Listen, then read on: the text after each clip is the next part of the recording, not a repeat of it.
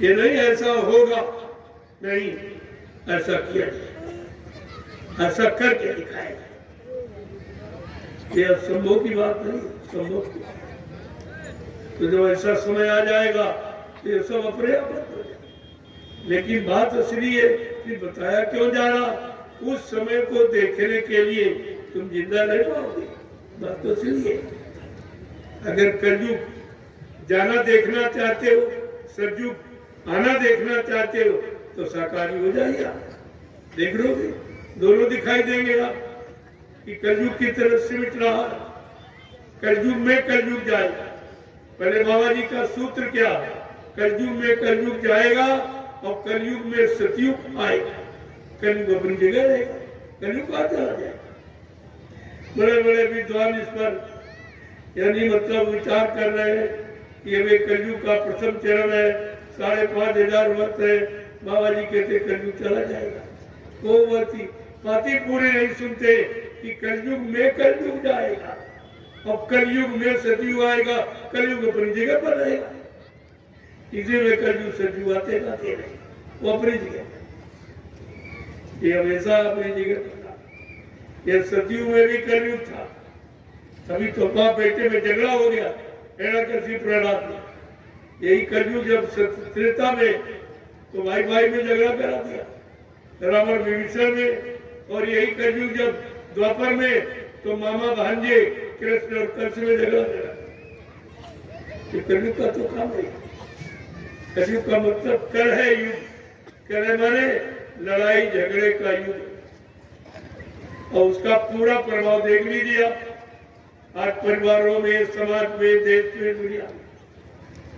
परिवार में भाई भाई में लड़ाई झगड़ा, पति पत्नी में लड़ाई झगड़े, बाप बेटे में लड़ाई झगड़ा, जात पातियों में, हिंदू मुसलमान सिख ईसाइयों में, ब्राह्मण क्षत्रिय वैश्य शूद्रों में, राजा और रैयत में, यहाँ तक मंदिर और मस्जिद में भी झगड़ा तो आपको दिखाई दे रहा। भगवान राम ने इशारा करके कहा था कि सुनो सिया कलयुग में काला धन अरे काले मन होंगे, चोर उचक्के और नगर सेठ और प्रभु भक्त निर्धन होंगे। ऐसा कलयुग और आपको सब दिखाई दे रहा, सामने है, देख लीजिए, सब यही है।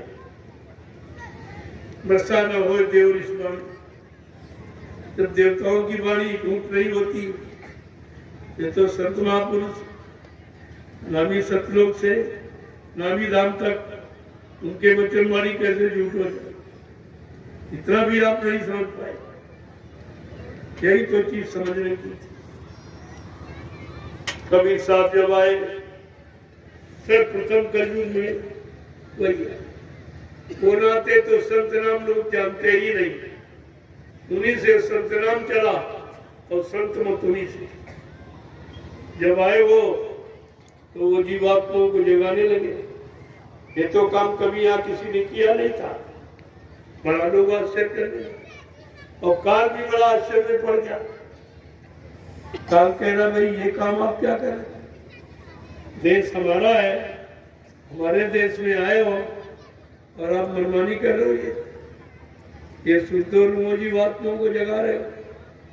उनको नहीं मालूम मैंने अखंड तपस्या सत्पुरुष की करके ये वरदान पाया है, ये शुद्ध जीवात्माओं के भंडार था।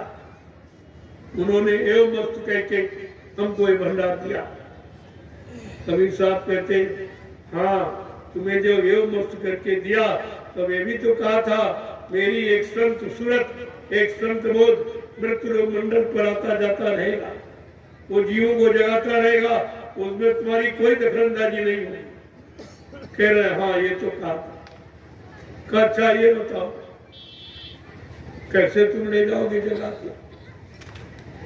कबीर साहब कहते 5 नाम के द्वारा, 5 नाम के द्वारा।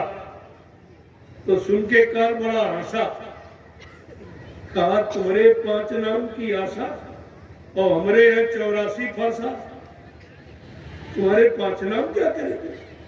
हमारे तो 4 खान 84 लाख मैंने फंसाने की योनियां बनाई है, तो कबीर साहब कहते, अरे मूर्ख, तुझे नहीं मालूम मेरे एक नाम में तेरी सारी 84 सिमट जाएगी।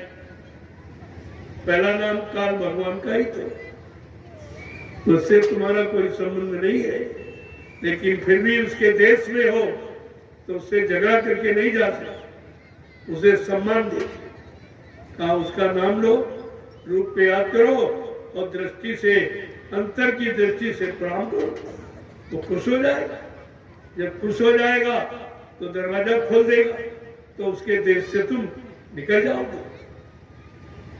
तो स्वामी जी महाराज इसी को उत्तरकांड में समझा के कैसे लिखे, कितना समझा के लिखे, लेकिन असल में बात यह है कि आप कभी उसको पढ़ते ही नहीं। जो अच्छे सच्चे साधक हैं तो उत्तरकांड को अगर पूरा पढ़ ले तो उनका साधना में उत्साह बढ़ जाएगा, उनकी लगन बढ़ जाएगी, उनके एक नवीनतम प्रेरणा मिलेगी कि हमको भी इसी तरह से नाम की साधना करनी चाहिए जैसे गोस्वामी जी महाराज ने करके ये समंदर का राज प्राप्त कर लिया था। लेकिन बात यह है कि हम लोग कुछ दिन से पढ़ते ही नहीं है, न पढ़ते हैं, न समझते हैं, न कुछ करते हैं, और चाहते सब